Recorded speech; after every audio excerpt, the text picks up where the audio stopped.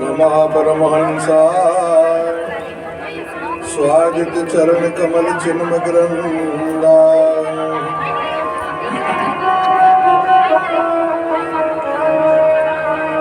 भक्तजन मानस निवासाय नारायणाय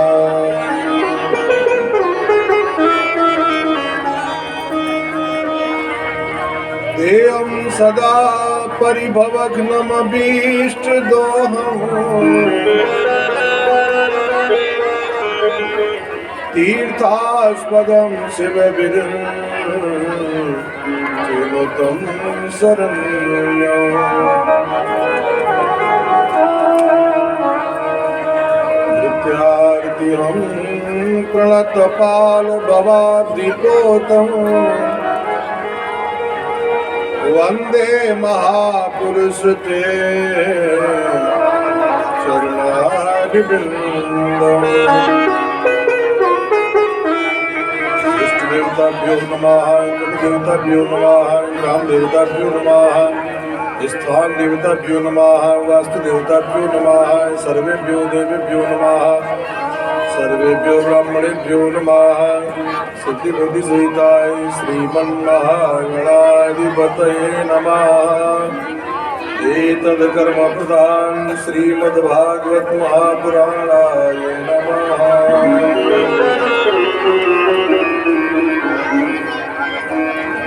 बोले वृंदावन बिहारी लाल की जय, बाल कृष्ण लाल की जय।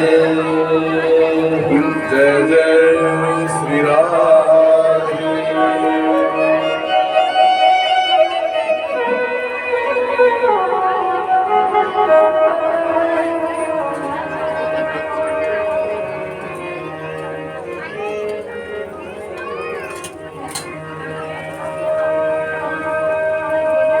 आदरणीय भक्तों,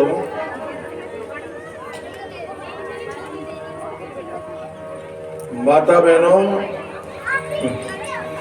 मंगलमयी देवी हो,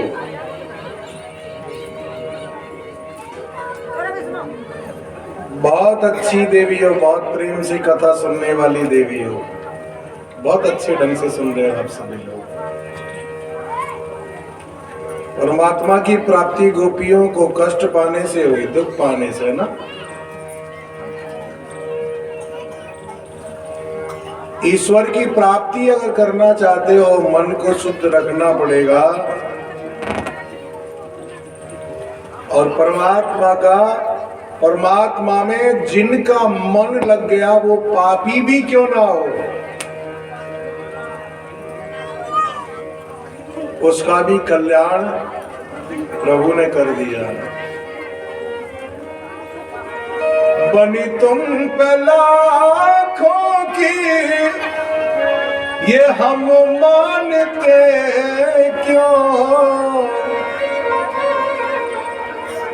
आपने अजामिल का कल्याण किया, आपने उसका कल्याण किया, आपने पापी का कल्याण किया, आपने पतित का कल्याण किया। हमारी बिगड़ी बनाओ तब जाने।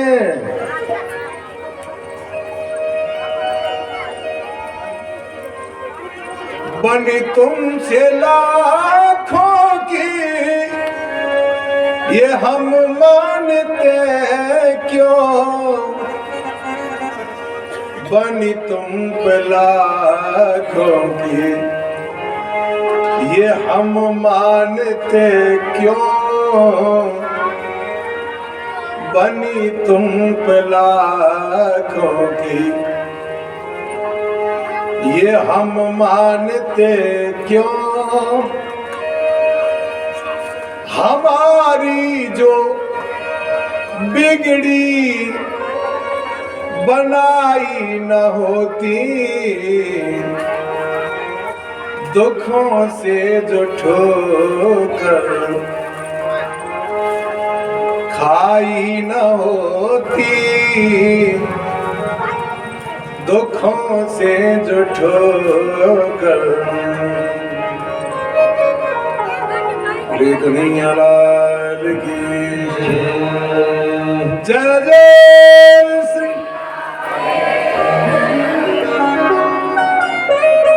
ऐसे काम नहीं चलेगा। आज कन्हैया का विवाह है, विवाह। तो विवाह करने से पहले भगवान ने चाहे ना तो नाश्ता भी करा देंगे, लेकिन बढ़िया बोल। जय जय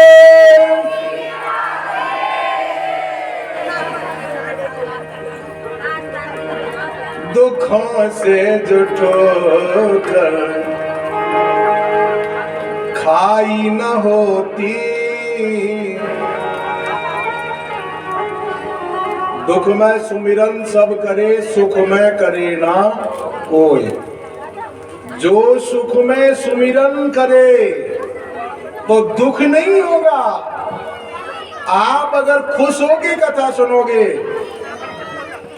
अगर आप प्रसन्न होके कथा सुनोगे ना, तो आपके जीवन में दुख नहीं आएगा है? और आपने अगर मन से नहीं सुनी ना, तो फिर कथा की गारंटी नहीं है फिर। हाँ, एक बार ब्रज में फागुन का महीना आया। ध्यान से सुनना है ना, बात करने को फिर समय देंगे आपको। हाँ सुनो बात उधर सुनो, है ना। हाँ इधर मुझे दिख भी नहीं रही।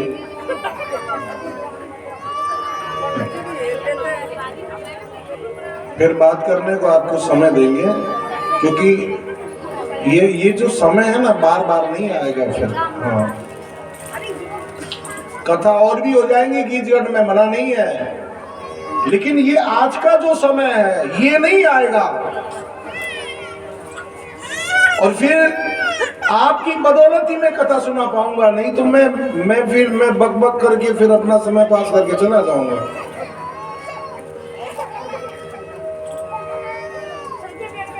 एक बार ब्रज में फागुन का महीना आया, और फागुन के महीने में शिवरात्रि आती है ना, फागुन के महीने में ब्रज में भी आई। गोप ग्वालों ने भोलेनाथ का पूजन किया, अंबिका वन में जाकर पूजन किया। देखो माताएं है ना, माताएं देखा देखी बहुत करती हैं है? एक जगह की बात बताऊं, एक जगह और फागुन के महीने में शिवरात्रि का व्रत आया। एक माता को कहीं बाहर जाना था, उसने क्या किया, सबसे पहले थाली में सामान जमाया भोले बाबा का पूजन करने के लिए। वो जब रास्ते में जाने लगी ना, तो ठोकर खा के गिर पड़ी। उसने इधर देखा उधर देखा, मुझे किसी ने देखा तो नहीं है। अब देखा नहीं है, मैं दोबारा सामान जमा के फिर दोबारा आऊंगी। अब उसका जो सामान है ना, एक बड़े पत्थर पे फैल गया। अब वापिस जब वो अपने घर जाने लगी, रास्ते में उसकी सहेली मिली। आज तू हमारे साथ क्यों नहीं गई? अरे मुझे कहीं जाना था, इसलिए मैं जल्दी गई हूँ। अब वो जो सहेली जब आगे पहुंची, वो वहां पहुंची जहां उसकी सामग्री फैल रही थी पत्थर पे। आपस में बात करने लगी, सखी हाँ देख, आजकल शिवरात्रि को पूजन यहाँ भी हो रहा है। अच्छा ठीक है, हमारे पास तो बहुत सामान है, यहाँ पूज लेंगे वहां पूज लेंगे। जब वो दोबारा नहा धो के आई ना, वो माता जिससे सामान फैला था, उसने देखा कि जहाँ मेरा सामान फैला था वहां एक अलग पुजारी बैठ गया और ढेर लग गया सामान का।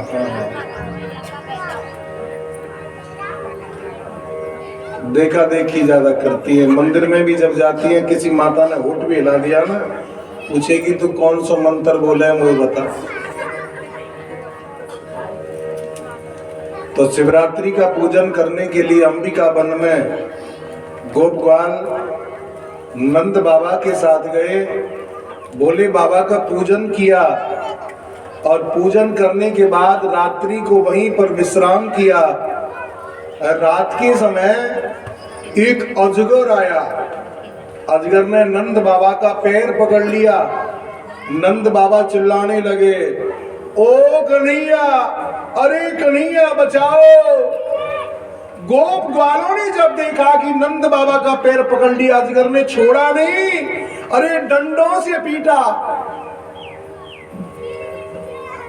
जलती हुई लकड़ियों से पीटा, लेकिन अजगर ने नंद बाबा का पैर नहीं छोड़ा। भगवान दौड़ के आए और भगवान ने जैसे ही उस अजगर के पैर लगाया और पैर लगाते ही वो अजगर सुंदर विद्याधर बन गया। भगवान ने पूछा, ये तो कमाल हो गया, अरे ये सांप, भैया तुम कौन हो और तुम ये सांप अजगर क्यों बने हो? देखो इस कथा से भी एक बहुत बढ़िया ज्ञान लेके जाना आप। हाँ, एक कोरी कथा सुन के मत जाना। वो विद्याधर क्या कहता है भगवान से, मैं अजगर क्यों बना हूं, मुझसे क्या गलती हो गई है? वो गलती आप लोग भी मत करना। कौन क्या कहता है? अहम विद्याधर कश्चित् सुदर्शन इति श्रुतः श्रिया स्वरूप संपत्त्या विमाने नाचरं गत।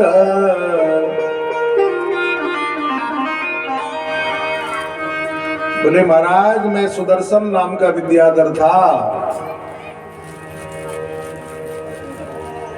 एक बार मैं विमान पर बैठकर आकाश मंडल में घूम रहा था। नीचे मैंने देखा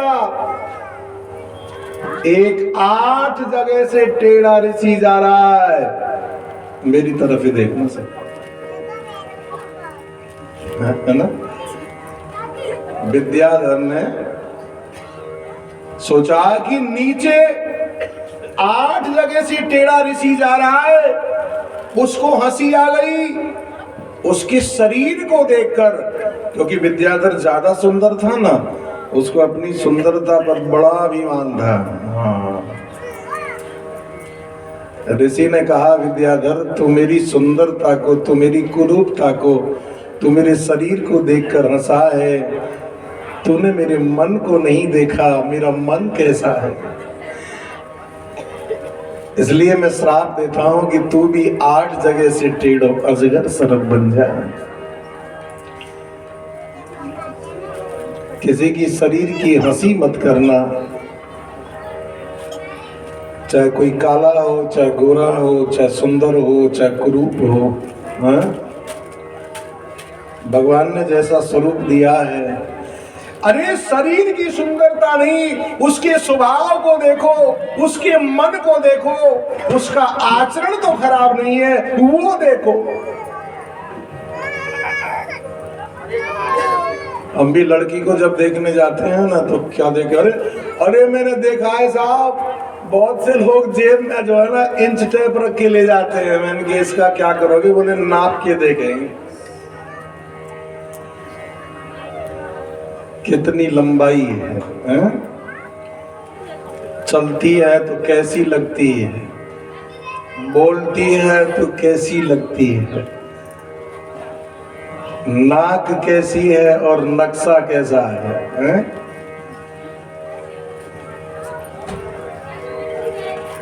अरे पहले लोग देखते थे कि इसका स्वभाव कैसा है, इसका आचरण कैसा है, इसका व्यवहार कैसा है, शरीर नहीं देखते थे।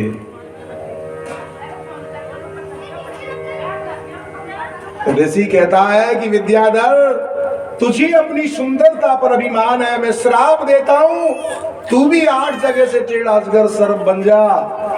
विद्याधर जब ऋषि के चरणों में गिर पड़ा तो संत ने कहा, चिंता मत करो,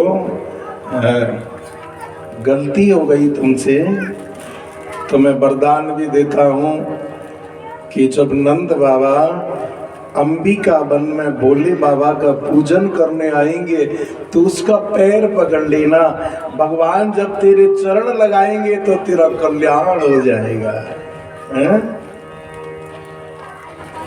संत जो होते हैं ना, वो कैसे होते हैं, जैसे बच्चे के फोड़ा हो गया या बच्चे के बीमारी है, मां उसको इंजेक्शन लगवाएगी दर्द होने के बावजूद भी, क्यों? क्योंकि ठीक हो जाएगा। ऐसे संत भी श्राप देते हैं जीवन सुधारने के लिए।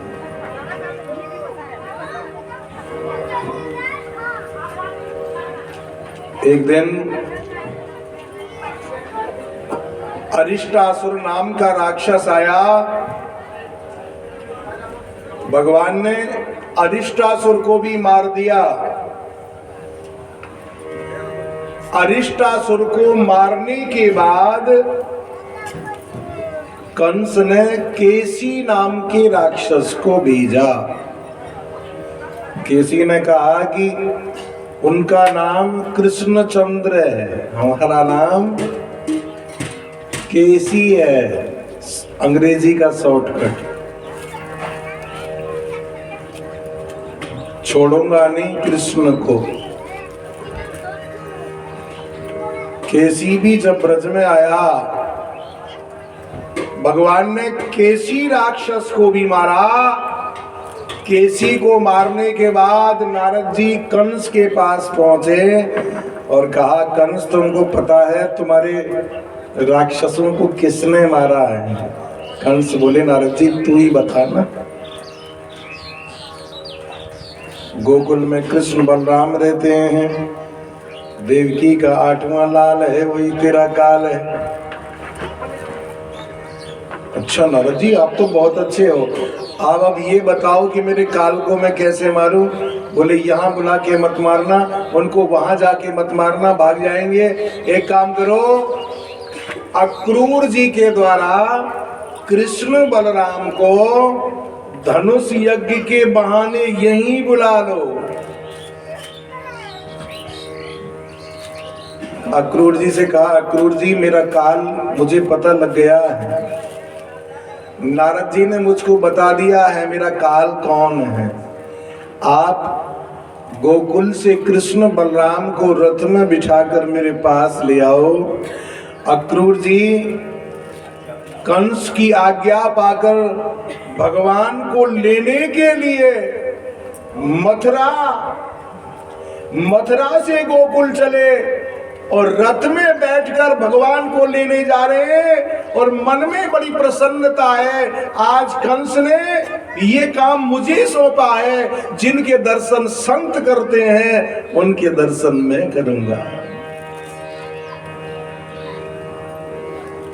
देखो भाव ही तो प्रधान है ना, जिसकी लागी रे लगन भगवान में है, उसका दिया रे जलेगा तूफान में।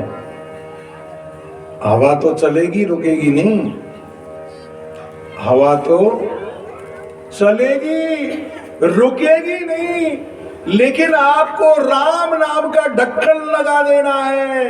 हवा चलती रहो, और ढक्कन नहीं लगाओगे तो दीपक बुझेगा। फिर देखो अक्रूर जी का कैसा भाव है, एक श्लोक के द्वारा सुनेंगे। ममाद्या अमंगलम नष्टम फलवान चैव मे भव यन्नमस्ये भगवतो योगीन्द्रे ध्याङ्घ्रि पंकजम।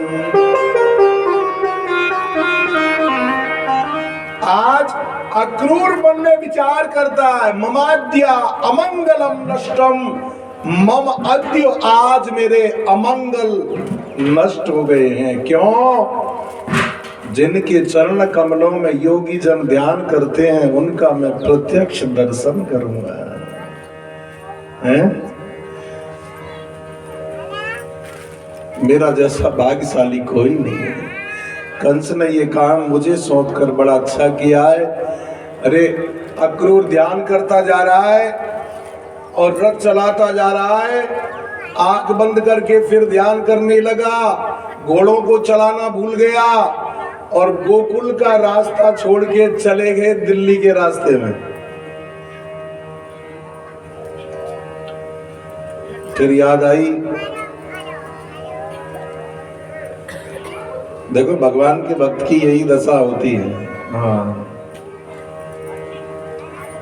फिर याद आई कि हम तो गोकुल जा रहे थे, दूसरे रास्ते में आ गए। फिर रथ को मोड़ा और फिर चलने लगे मथुरा से गोकुल, और फिर नेत्र बंद करके भगवान का ध्यान किया।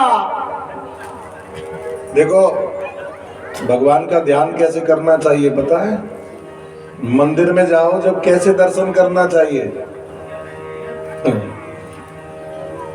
मंदिर में जब जाओ तो सबसे पहले भगवान के चरणों का दर्शन करो, नीचे चरणों का, है ना, फिर घुटनों का, फिर कमर का, फिर वक्षस्थल का, फिर मुख को देखते ही रह जाओ। ऐसे होता है दर्शन, है? लेकिन अक्रूर जी ने कैसे दर्शन किया? भगवान का चरणों का नहीं किया। तो द्रक्ष्यामि नूनम सुकपोल नासिकम। किसका दर्शन किया? चेहरे का, कपोल नासिका, है? चेहरे का दर्शन क्यों किया? क्योंकि अक्रूर जी भगवान को बच्चा मानता है। बच्चे से जब हम प्रेम करते हैं ना तो उसके चेहरे को ही ज्यादा देखते हैं, बच्चे के। अक्रूर जी क्या कहते हैं? द्रक्ष्यामि नूनम सुकपोल नासिकम स्मितावलोकारुण कंजलोचनम मुखम मुकुंदस्य गुणालकावृतम् प्रदीक्षणं मे प्रचरन्ति वै मृगा।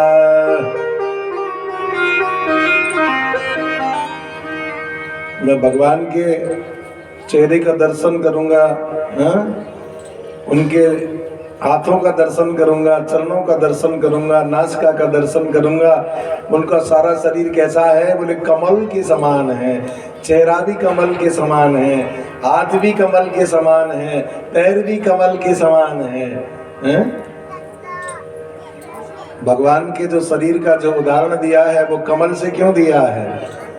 नव कंज लोचन कंज मुख कर कंज पद कंजारुणम दिया है ना।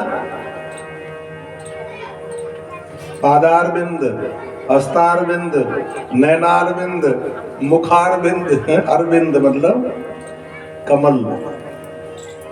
क्योंकि कमल जल में रहता है लेकिन कमल का जल से कोई संबंध नहीं होता। अरे ऐसे ही परमात्मा सबके हृदय में रहते हैं, कोई खाली नहीं है, लेकिन शरीर से परमात्मा का कोई संबंध नहीं है, केवल हमारी आत्मा से संबंध है। देखो संत क्या कहते हैं? सब घट मेरा साया खाली घटे नहीं कोई, बलिहारी उन घटन की जागट परगट हो।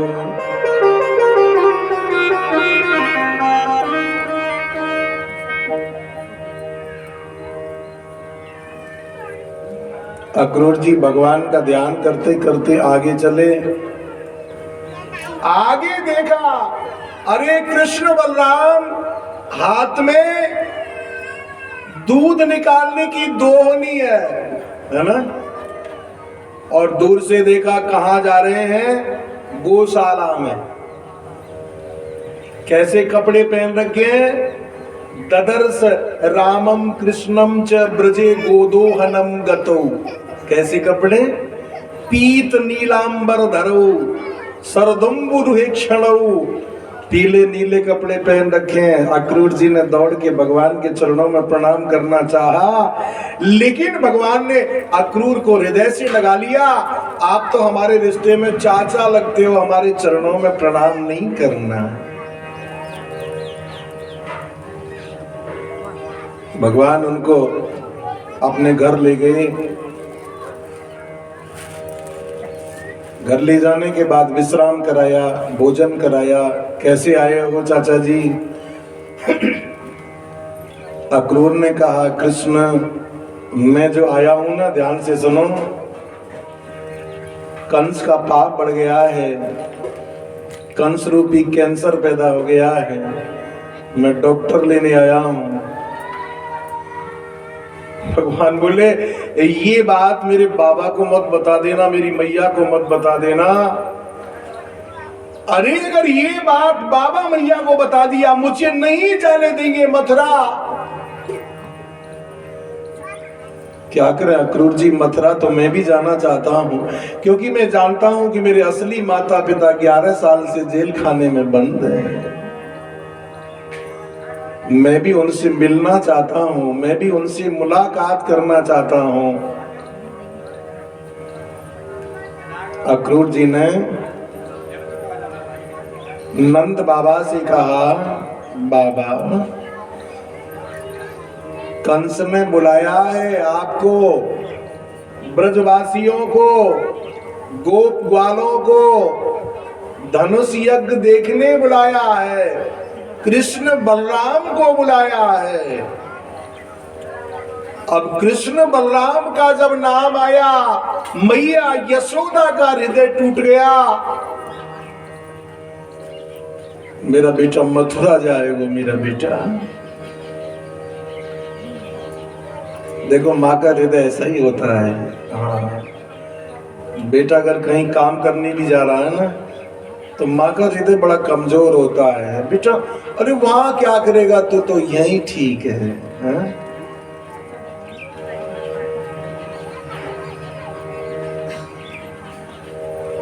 भैया ने सोचा कि बेटा अगर मथुरा चला गया और बेटे को अगर पता लग गया कि मेरे असली माता पिता मथुरा में है, फिर नहीं आएगा वो नहीं आएगा मेरे पास। फिर क्यों आएगा जब उसको पता लग जाएगा कि मेरे असली माता पिता तो वो है।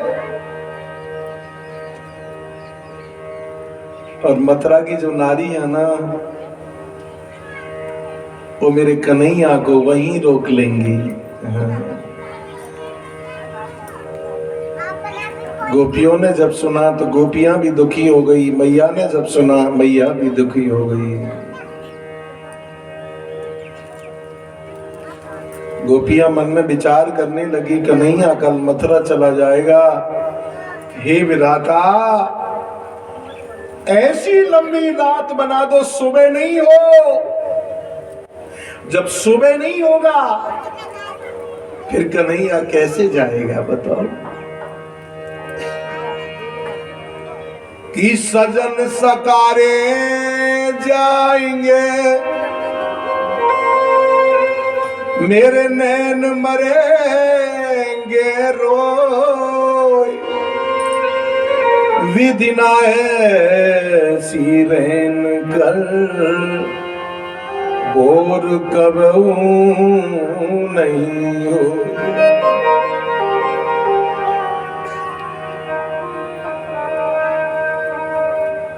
मेरा कन्हैया, ये सांसारिक प्रेम की बात नहीं है, ये लौकिक प्रेम की बात नहीं है। अरे परमात्मा में कैसा प्रेम होना चाहिए, ये गोपियों ने दिखाया है, इसीलिए तो भगवान गोपियों को मिल गए, ज्ञानियों को नहीं। जो ज्ञानी जन्म जन्मांतर तपस्या करते हैं, अपने घर बार को छोड़कर जंगल में भगवान का भजन करते हैं, उनकी कोई गारंटी नहीं है भगवान मिले कि नहीं मिले। लेकिन गोपियां बिना पढ़ी लिखी, अनपढ़, गवार, लेकिन उनके हृदय में प्रभु की भक्ति है, प्रेम है। रात्रि को माता यशोदा को भी नींद नहीं आई, मेरा कन्हैया मथुरा जाएगा।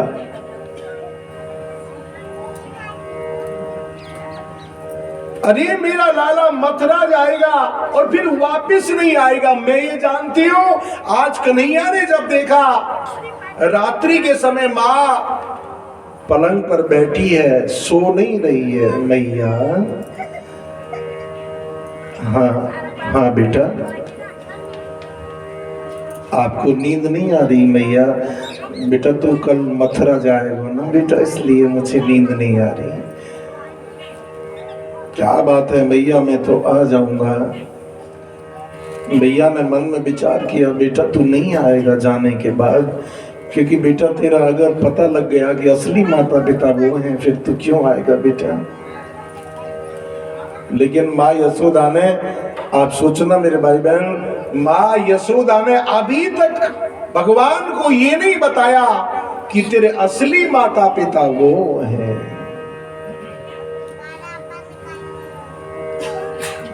सुबह हुआ,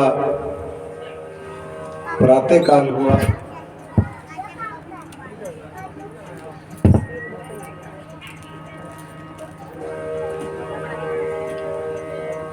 आज गोपियां भगवान की रथ के आगे खड़ी हो गई और गोपियां आज भगवान को दोष लगाती है, विधाता को गाली देती है। विधाता, तूने पहले प्रेम कराया और फिर तू तोड़ता है, यही तो प्रभु का नियम है, उसको समझो। भगवान का नियम भी यही है, ध्यान से सुनना। जिसको मिलाता है उसको बिछुड़ाता है, जिसको जन्म देता है उसकी मृत्यु निश्चित है, जिसकी उन्नति कराता है उसका पतन भी निश्चित है।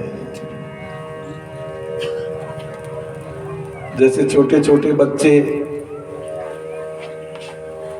मिट्टी में घर बनाते हैं, है ना, छोटे छोटे बच्चे बनाते हैं ना मिट्टी में घर, ये तेरा है, ये मेरा है। और घर बनाने के बाद जब मैया आवाज लगाती है ना, वो बेटा बेटा भोजन कर लो, तो एक दूसरे के घर में मारी लातर चल दी है। ये नहीं सोचा हमने 2 घंटे से घर बनाया है। यही तो परमात्मा का नियम है, पहले मिलाता है फिर बिछुड़ाता है, पहले प्रेम कराता है फिर तोड़ देता है। गोपियां विधाता को कैसी गाली देती हैं? अहो विधाता तब न क्वचित दया, संयोज मैत्र्या प्रणदे देहिना, तांचार्कितार्थान् विनुयुञ्च पार्थकं, विक्रीडितं तेर्वक चेष्टितं मया।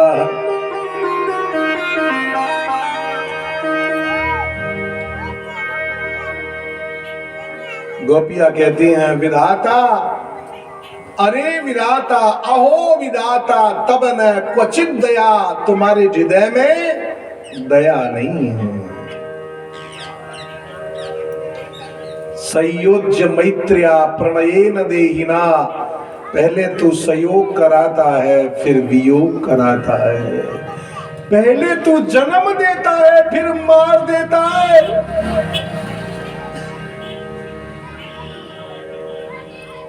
कई लोग तो समझते हैं ये जीवन कैसा है, अरे ये जीवन कैसा है? बच्चे से बड़े हुए, जवान हुए, बुढ़े हुए और गए। जाना तो सबको है, लेकिन यहां हम क्या करने के लिए आए हैं बस वो समझना पड़ेगा।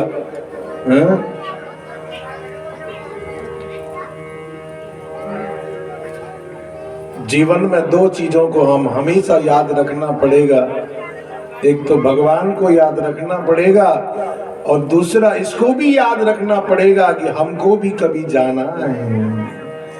अगर ऐसा मन में रोजाना भाव होगा ना तो किसी से आपका बैर नहीं होगा।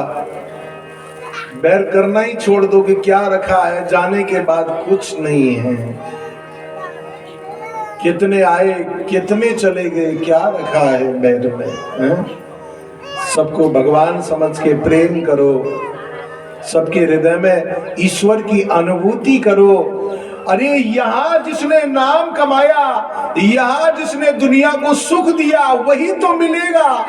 यहाँ जो दिया वो वहां मिलेगा।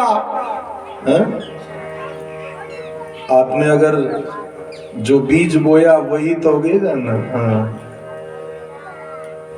भाई आपने संसार को अगर प्रेम दिया आपको प्रेम मिलेगा। आपने अगर दुनिया को नफरत दी तो आपको क्या मिलेगा? नफरत ही तो मिलेगी ना। जो दिया है वही तो मिलेगा।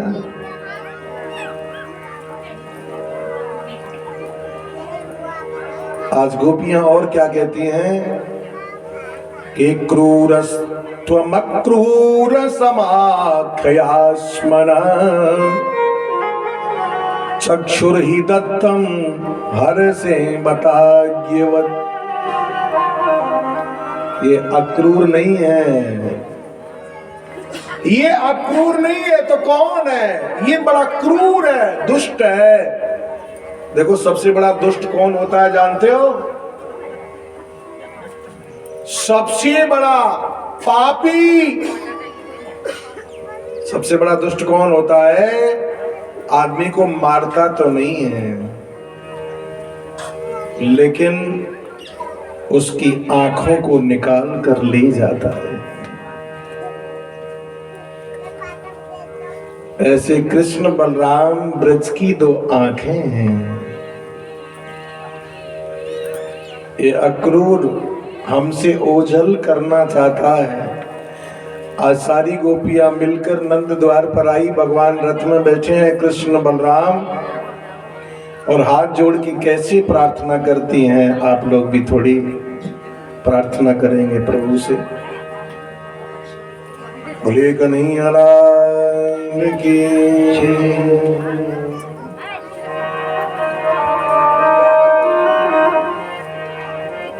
सारे जहां के मालिक, सारे जहां के मालिक, अब तेरा ही आसरा है। सारे जहां के मालिक, सारे जहां के मालिक, अब तेरा ही आसरा है। सारे जहां के मालिक, सारे जहां के मालिक, अब तेरा ही आसरा है। सारे जहां के मालिक, राजी है हम उसी में, राजी है हम उसी में, जिसमें तेरी रजा है। राजी है हम उसी में, जिसमें तेरी रजा है। सारे जहां के मालिक, तेरा ही आसरा है। सारे जहां के मालिक।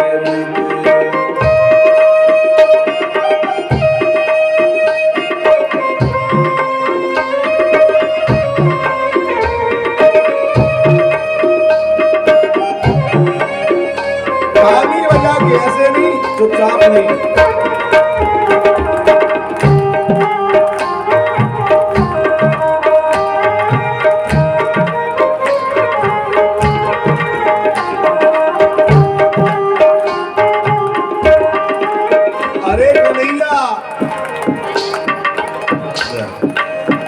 हम तुम्हें क्या बताएं, आप तो हमारे मन की बात जानते हो, हम आपसे क्या बोले। हम क्या बताएं तुमको, सब कुछ तुम्हें खबर है।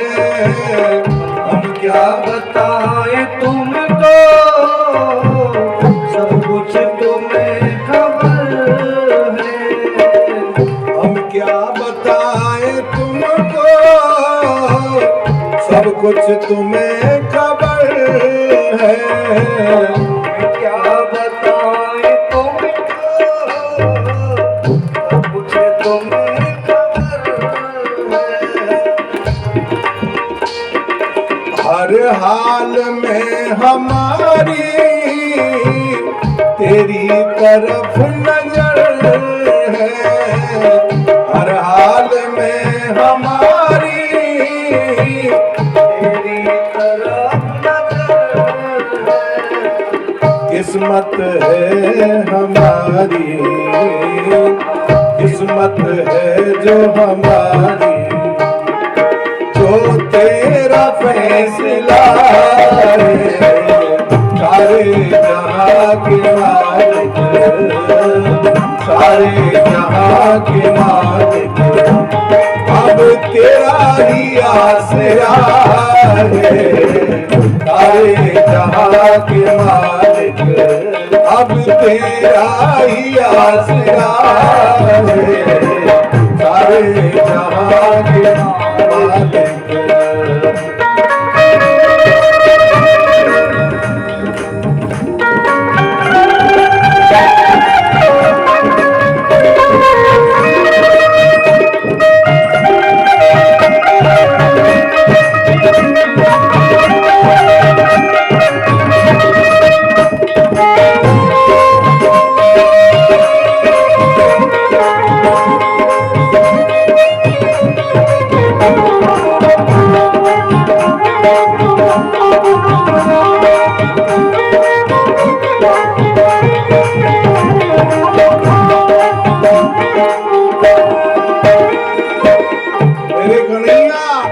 चाहे जिंदगी रोके कटे हंस के, लेकिन आपके बिना ये जीवन मुश्किल है कन्हैया।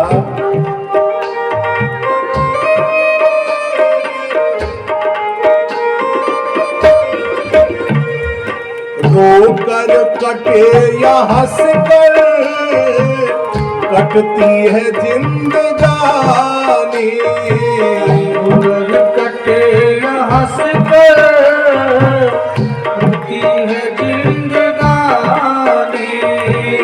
रोकर कटे या हंस कर, कटती है जिंदगानी।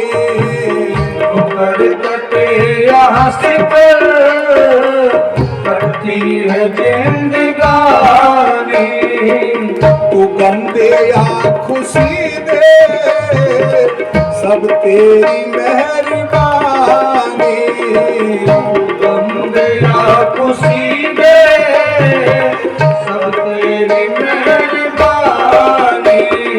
तू गम दे या खुशी दे, सब तेरी मेहरबानी। गम दे या खुशी दे, सब तेरी मेहरबानी।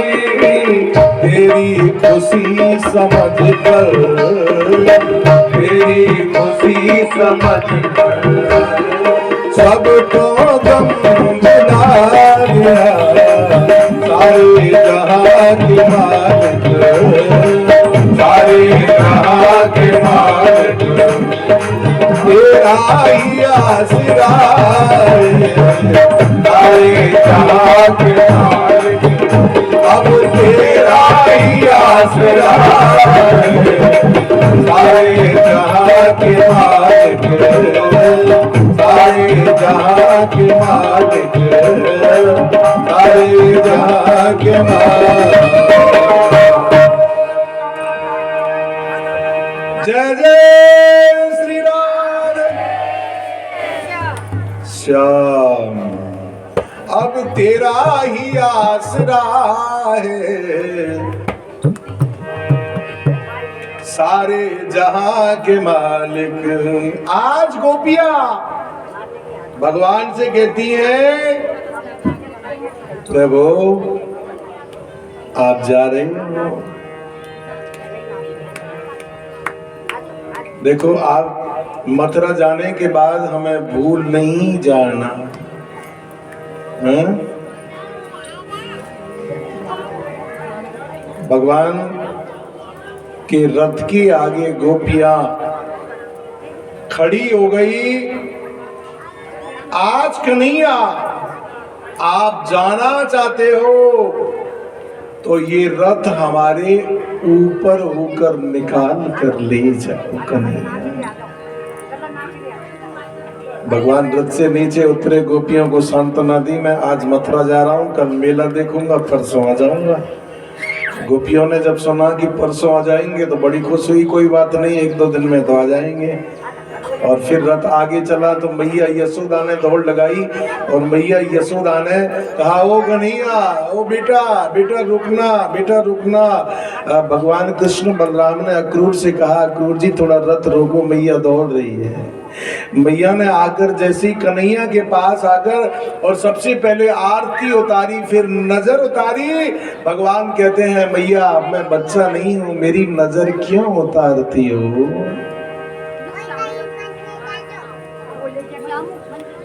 बेटा मेरे लिए तो तू बालक है बेटा।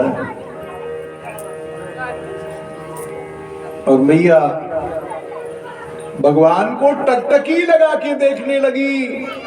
मैया ऐसे क्या देखती हो? बेटा इसलिए देख रही हूं, मुझे पता है मथुरा जाने के बाद तू आएगा नहीं।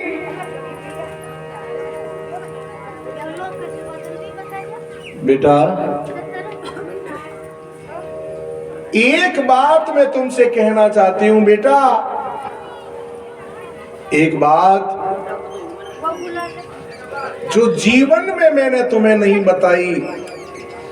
कन्हैया तो चक्कर में पड़ गए, ऐसी कौन सी बात है मैया जो जीवन में कभी नहीं बताई? रोती हुई मैया बोली, बेटा तो मैं तेरी असली मैया नहीं हूं बेटा।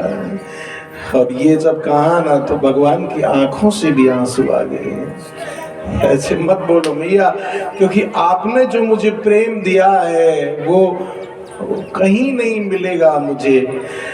और मैया ने भगवान को हृदय से लगा लिया। मैया भी रो रही है और कन्हैया भी रो रहे हैं। माँ बेटी का प्रेम देखकर अक्रूर की भी आंखों में आंसू आ गए। अक्रूर मन में विचार करता है कि आज मैं एक माँ से बच्चों को कंस से मरवाने ले जा रहा हूं, मैं कितना दुष्ट हूं। जैसे तैसे माँ के हृदय से कन्हैया को छोड़ा।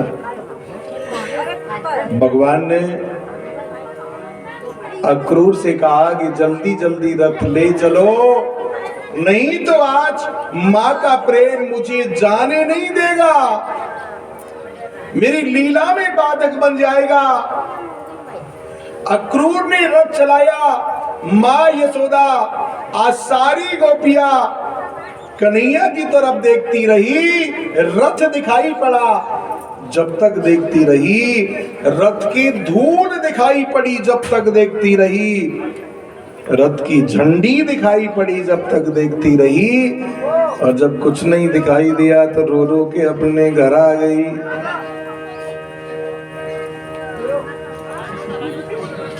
अक्रूर जी भी रोते हुए जा रहे हैं। जमुना के किनारे पर रथ रोका। अक्रूर ने कहा, कन्हैया संध्या का समय हो गया है, अब मैं जमुना में स्नान करने के बाद संध्या करना चाहता हूं। अक्रूर ने कहा, कन्हैया अगर तुम भी नहाना चाहते हो तो तुम भी नहा लो। भगवान बोले, चाचा जी हमें पानी से डर लगता है, तुम ही नहाओ। अक्रूर ने जाकर जैसी जमुना के जल में डुबकी लगाई तो जमुना के पानी में कृष्ण बलराम के रथ को देखा। बाहर निकले, बाहर भी रथ खड़ा है।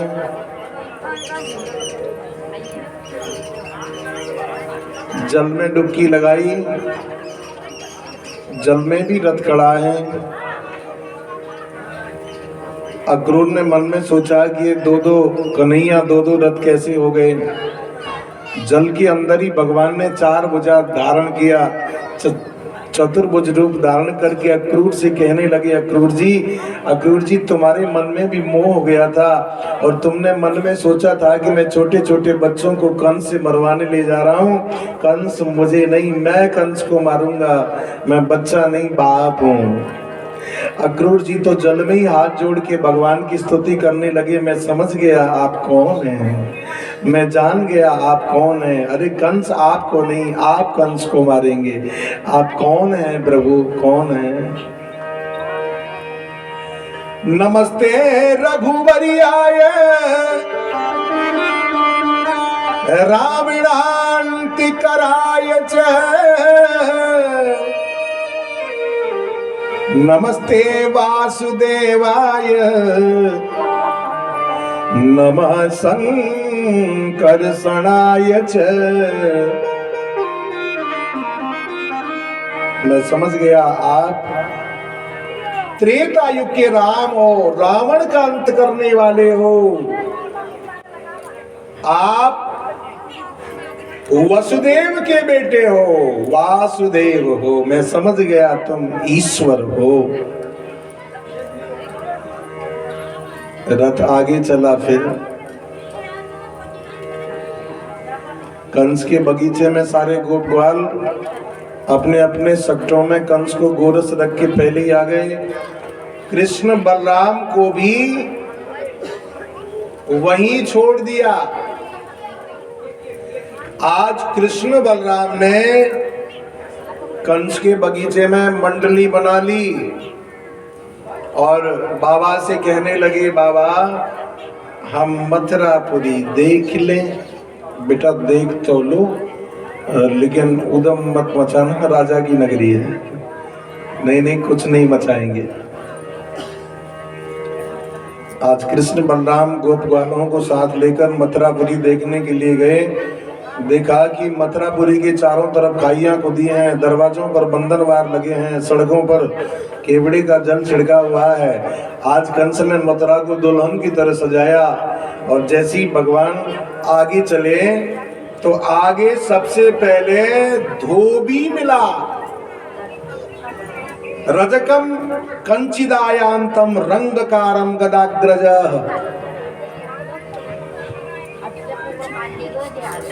भगवान धोबी से बोले, मामा जी राम राम। धोबी बोला, मुझको मामा जी कैसे बोला? अरे वो क्या है कि वो कंस हमारे मामा है ना, तो मामा के गांव के सब मामा।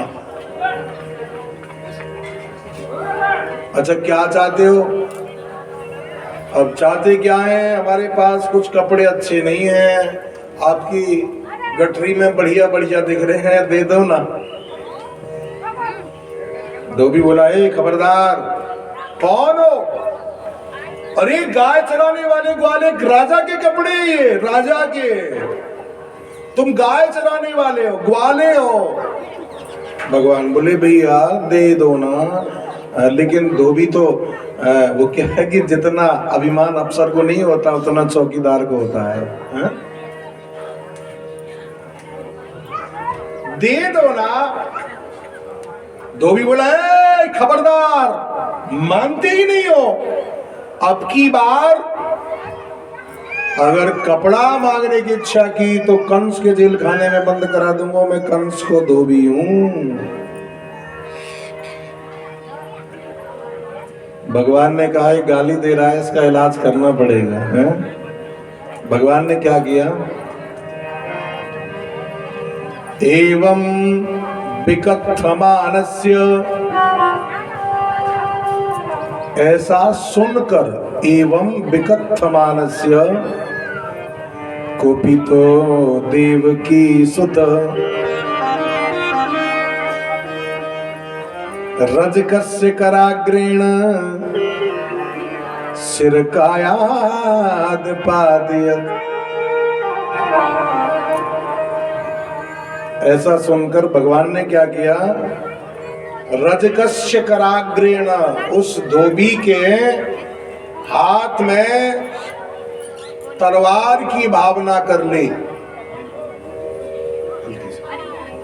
हाथ में तलवार की भावना करके रजकस्य कराग्रेण शिरकायाद पातयत्। समझ गया ना, सिर कट के अलग हो गया। उसके जो संगी साथी थे सब प्राण बचा के भागे। भगवान ने कहा, गोप ग्वालो, अब जिसको जैसे कपड़े पहनने हैं पहन लो, छाट छाट के पहन लो। आज सबने कपड़े पहने, लेकिन गोप ग्वाल छोटे छोटे, कपड़े कंस के बड़े बड़े, रास्ता साफ करते जा रहे हैं। गोप ग्वालों ने कहा, कन्हैया कपड़े तो अच्छे हैं लेकिन ढीले बहुत हैं।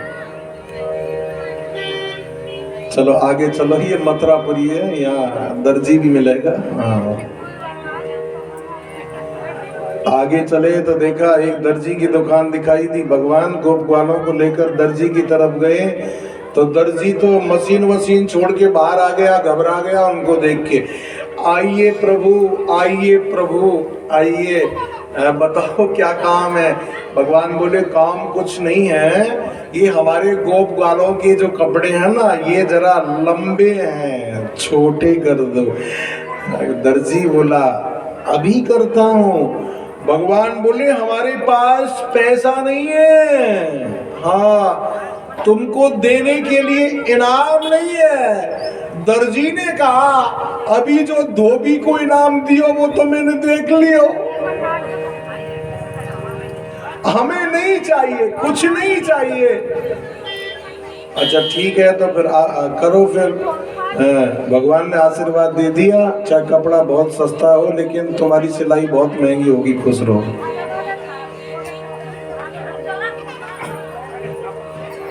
आगे चले,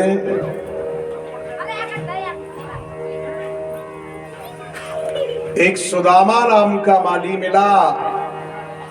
आज मथुरापुरी की गोपियों ने जब सुना भगवान आए हैं, तो जो दशा बांसुरी बजने पर हुई वही दशा मथुरा में हो गई। कोई एक आंख में काजल लगा के आ गई गोपी, अटारी पे भगवान पे फूल बरसा रही है। कोई नाक का कान में, कान का नाक में, कोई उल्टे सीधे वस्त्र आभूषण पहनकर भगवान के दर्शन कर रही है। आगे चले,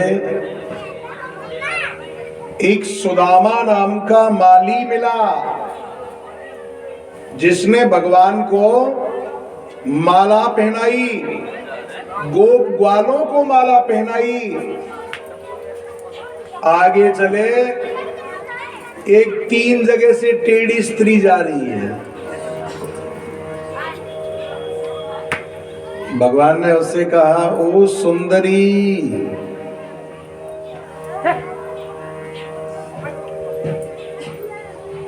कुब्जा ने मन में विचार किया, दुनिया तो कहती है कुबड़ी, ये कह रहे हैं सुंदरी।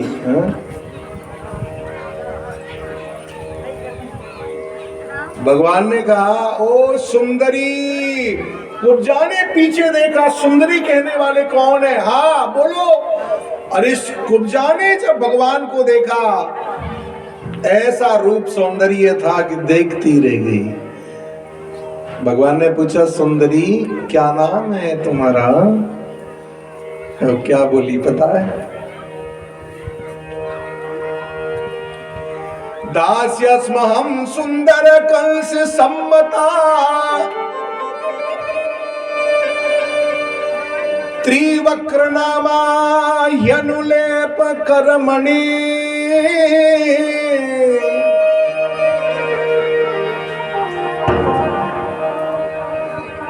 महाराज, मैं कंस की दासी हूं, ध्यान देना। मैं कंस की दासी हूं, मेरा नाम बोले त्रिवक्र नामा, मेरा नाम है त्रिवक्रा। हाँ, 3 जगह से टेढ़ी हूं ना। और दुनिया कहती है कुबड़ी, कुब्जा। भगवान ने पूछा ये तुम्हारे हाथ में क्या है? बोले चंदन का पात्र है। मैं कंस को चंदन घिसने का काम करती हूँ। भगवान ने कहा कि हमारे भी चंदन लगा दो ना। कुब्जाओं ने कहा कि तुम्हारा जैसा सुंदर तो मैंने कोई देखा ही नहीं, मैं तुम्हारे जरूर चंदन लगाऊंगी। भगवान के चंदन लगाया, बलराम जी के चंदन लगाया, गोप ग्वालों के चंदन लगाया। भगवान ने सोचा कि इस कुब्जा ने हमारे चंदन लगाया है, इसको कुछ प्रत्यक्ष फल देना चाहिए। प्रत्यक्ष फल देने के चक्कर में हल्का से कम करो। प्रत्यक्ष फल देने के चक्कर में क्या किया? भगवान ने उसके पैर पर अपना पैर रखा, एक हाथ लगाया ठोड़ी के, एक कमर के, और भगवान ने ऐसो दियो झटका कि कुब्जा हो गई सीधी सटका। भगवान से कहा भगवान मेरे घर चलो। बोले अभी नहीं, कंस को मार के तब आऊंगा। आगे चले मथुरा के बाजार में, और मथुरा के बाजार में देखा कि सेठ मसंद लगा लगा के बैठे हैं। और आप जानते हो सेठों की बुद्धि आगे काम करती है। आपस में सेठ दुकानों पर बैठे बैठे क्या बात कर रहे हैं? भैया ये जो सामने आ रहे हैं कौन है? बोले कृष्ण बलराम है। और देखो इन्होंने पूतना को मारा, सट्टासुर को मारा, तृणावर्त को मारा, बकासुर को मारा, अगासुर को मारा। अरे 7 साल के थे, गोवर्धन को उठा लिया और मथुरा आते ही धोबी को मार दिया। हमें तो लगता है कि ये कंस को भी मारेगा, हैं? क्योंकि अगम बुद्धि बाणिया, सेठों की बुद्धि आगे ही काम करती है। आज सेठों ने क्या किया? कोई माला पहना रहा है, कोई आरती उतार रहा है, कोई पान खिला रहा है, कोई नाश्ता करा रहा है? हाँ, भागवत में लिखा है माध्यम विसृज्य माध्यामान्यता ब्रजन मार्ग वणिक पथई नानो पायन तांबूल श्रृंगंधे साग्र जोरचित। कहने का मतलब बड़ा स्वागत किया। तो भगवान ने सेठों से कहा कि तुम्हें क्या चाहिए? सेठों ने कहा हमें लक्ष्मी मैया चाहिए। अच्छा, भगवान बोले लक्ष्मी चाहिए, विष्णु नहीं चाहिए? बोले विष्णु नहीं चाहिए। क्यों? क्योंकि जब लक्ष्मी आएगी ना तो विष्णु तो अपने आप पीछे पीछे आ जाएगा, मेरी लक्ष्मी कहाँ गई? आज सेठों को वरदान दिया लक्ष्मी प्राप्त करने का, और लक्ष्मी का वरदान पाते ही दुकान पर ग्राहकों की भीड़ जमा होने लगी। भगवान ने पूछा अरे कंस का धनुष जा रखा है, उसका रास्ता किधर से जाता है? सेठों ने कहा हमको फुर्सत नहीं है, आगे पूछ लेना, ग्राहकों का टाइम है। लक्ष्मी मिली और लक्ष्मी पति को ही भूल गए। भगवान आगे चले, नगर वासियों से पूछते पूछते आगे चले तो देखा एक जगह कंस का धनुष रखा है। भगवान कृष्ण बलराम ने उस धनुष को तोड़ दिया, 2 खंड कर दिए और कंस के सेवकों को मार मार के भगा दिया। और फिर मथुरापुरी घूम घाम के उसी बगीचे में आ गए जिसमें नंद बाबा ठहरे थे। बोले कन्हैया लाल की जय जय श्री राम।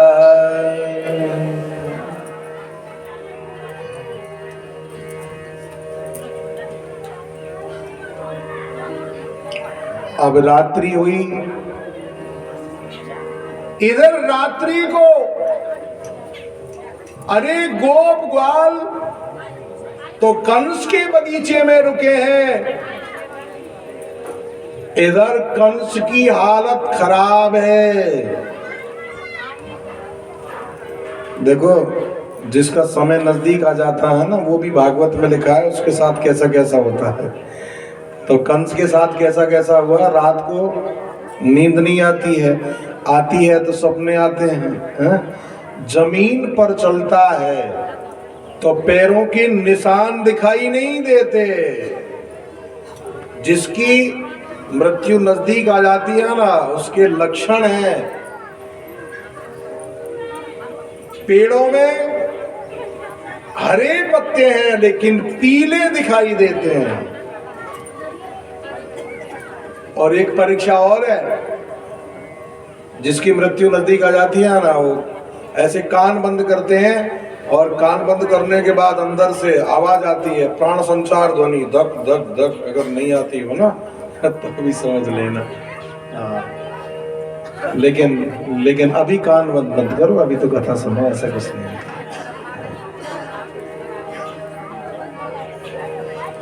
प्रातः काल हुआ, कंस अपने सिंहासन पर आकर बैठा। गोप ग्वालों ने कंस को भेंट दे देकर अपनी जगह बैठ गए। भगवान से लड़ने के लिए चाणूर नाम का पहलवान आया, बलराम से लड़ने के लिए मुष्टिक आया। भगवान ने चाणूर को, बलराम ने मुष्टिक को जैसी मार के भगा दिया। और पहलवान जो छोटे मोटे थे प्राण बचा के भागे। कंस चिल्लाने लगा, पकड़ लो इनको बांध दो, अरे देव की वसुदेव को मार दो, नंद का धन हरण कर लो। भगवान बोले, मामा जी क्यों चिल्ला रहे हो, वहीं आ रहा हूं। जहां पर कंस बैठा था भगवान वहां पहुंचे। और देखो भगवान ने कंस को कैसे मारा, ये समझने की बात है। उनके पास ये तो है नहीं कोई बंदूक हो, तलवार हो, कंस को मार दिया हो। कैसे मारा समझना। प्रगृह्य कैसे सुचलत किरीटम।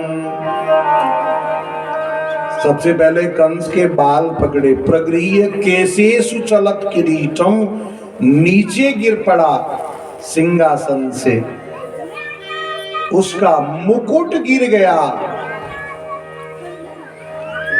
निपात्य रंगो परितुंग मंचात। और जिस सिंहासन पर कंस बैठा था उस पर भगवान चढ़ गए और भगवान ने अपने शरीर में संपूर्ण ब्रह्मांड का बोझ ले लिया है? अपने शरीर में सारी दुनिया का बोझ लेकर कंस के ऊपर कूदे। नस नस पिस गई, हमेशा के लिए सो गया। भगवान उसको फिर घींचने लगे। मर तो गया है, घींचने से क्या होता है, जनता को तो पता लग जाए कि बेहोश नहीं है, मर गया। कंस की रानी अस्थि और प्राप्ति रोती आई, मेरे पति को किसी ने मार दिया है। भगवान ने सोचा कि मामी रो रही हैं। भगवान भी मामियों के पास आकर रोने का नाटक करने लगे। मामी बोली, कन्हैया तू क्यों रोता है? कन्हैया बोला, क्या बताऊं मामियों, आज 11 साल में पहली बार मामा जी से मिलने आयो, सो मामा जी छोड़ के चले गए हो मामा रे। कन्हैया जब तुम रोते हो ना तो अच्छा नहीं लगता। अच्छा ये बताओ कि कंस को किसने मारा है? मामी बोली, तूने नहीं मारा तो किसने मारा है? बोले, इसके काल ने मारा है, इसके कर्म ने मारा है। भगवान कहते हैं, मैं किसी को मारता नहीं हूँ, जो जैसा कर्म करता है वैसा फल देता हूँ।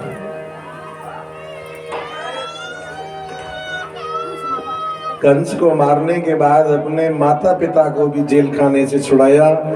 देवकी वसुदेव के चरणों में प्रणाम किया और देवकी वसुदेव से कहने लगे, माताजी पिताजी हम आपकी कोई भी सेवा नहीं कर सके, हमें क्षमा कर देना। देखो 3 देवता संसार में ऐसे हैं, उनकी बहुत सेवा करो,